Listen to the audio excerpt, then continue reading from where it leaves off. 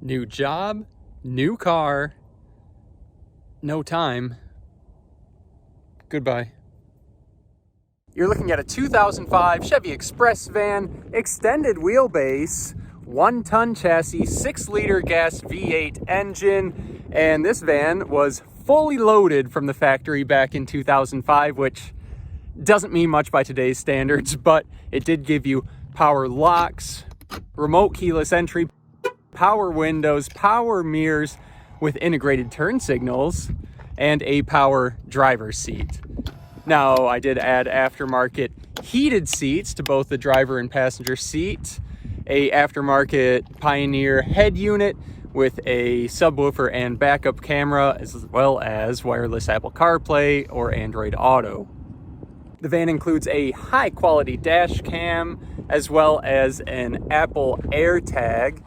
If you have an iPhone, that way you can always track the van's location, especially if you're out on a hike. You don't have to feel like anyone just stole your van. Everything on the van is 100% rust-free, as it is a Southern California van. And the history of the van itself, well, it was fleet-owned originally from 2005 all the way up to 2010. Only 5 years, but they amassed 180,000 miles in those 5 years. Then went to a private party from 2010 until I purchased it in 2019. They only put on 20,000 miles, and I purchased the van with 200,000 miles in 2019. Here we are, 2023, and we have around 241,000 miles. Now, I can give you hundreds of reasons why that number should not scare you, but more than anything, I'd love to see you go out and research the GM gas 6-liter V8 engine and its reliability. Honestly, a lot of people will tell you that this is still a very young engine, especially with the very comprehensive maintenance that I've been performing on it. So yes, the engine is still considered young, but what about the other wear items?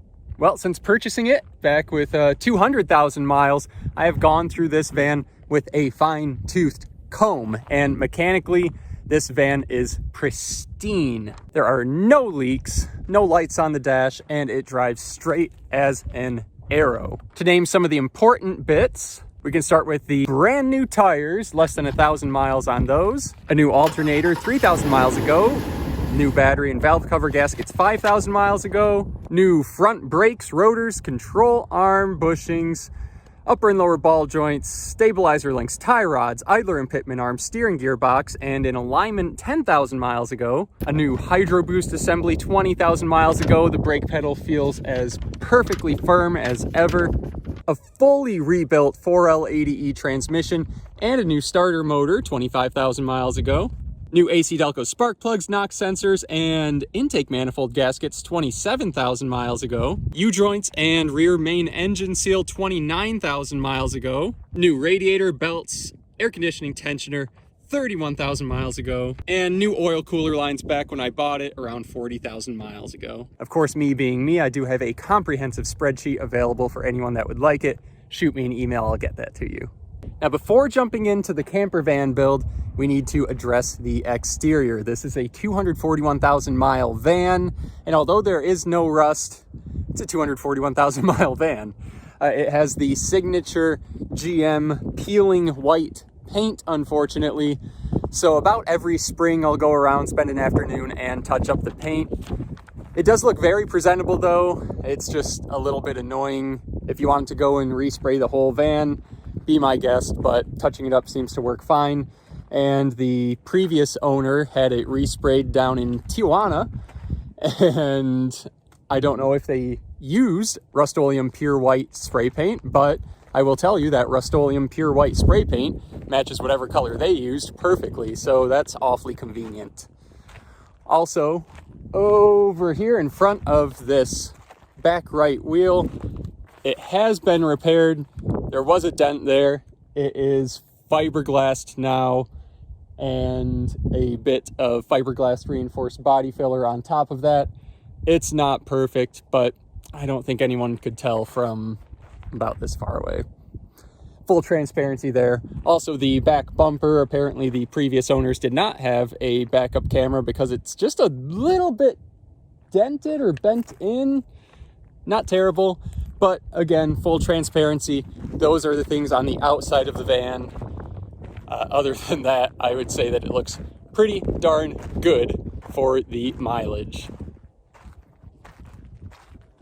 All right, with all that said, let's jump into the actual camper van conversion, the thing that you're here for.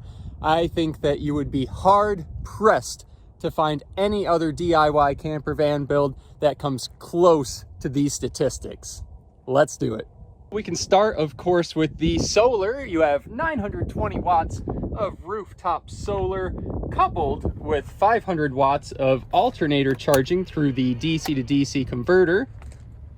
We have a 200 amp hour lithium battery bank, a 3000 watt pure sine wave inverter,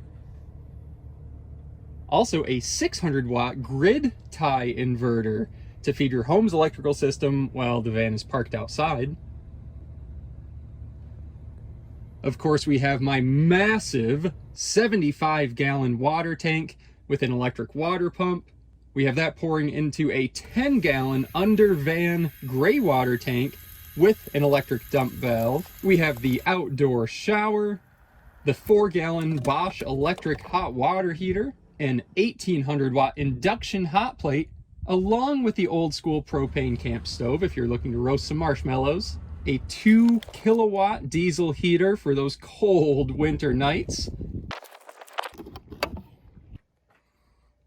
a 6,000 BTU electric air conditioner for those hot summer days,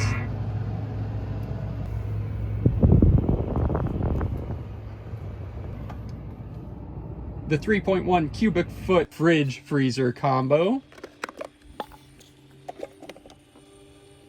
screened pop-out windows, keep those mosquitoes at bay, the passenger side swivel seat up front, and of course my highly regarded interior venting system, which Tesla so boldly copied.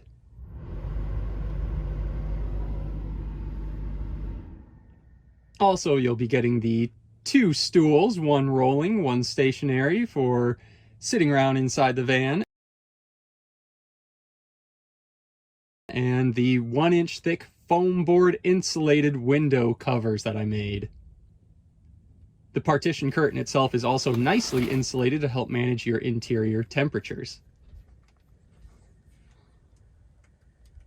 Some other basics included would be the OEM scissor jack, the spare tire, spare serpentine belt, spare hubcap, my unused trailer hitch system, some stool cushions, potable water hose, jumper cables, cutlery, leveling blocks, and my old noisy but functional water pump.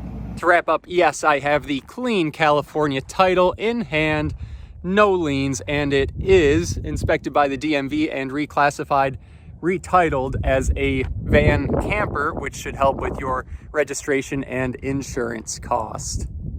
Although the van is obviously sold as is, don't feel that you'll be going in unprepared. You have my entire YouTube channel, which very comprehensively documents every single thing done to this van. And of course, you'll have me as well if you need to reach out with any questions. Now, the sale will be obviously cash only, but I'm more than happy to meet you at your bank if that helps you feel a little more comfortable. Totally understand. Other than that, that's it, guys. Please comment, shoot an email if you have any questions on the van. Man, the last few years here on YouTube, you guys have been so overwhelmingly supportive of everything on this thing. And maybe I'll be back in a few years, but until then, thank you guys so much for everything, all the support on this van. And I'll see you next time.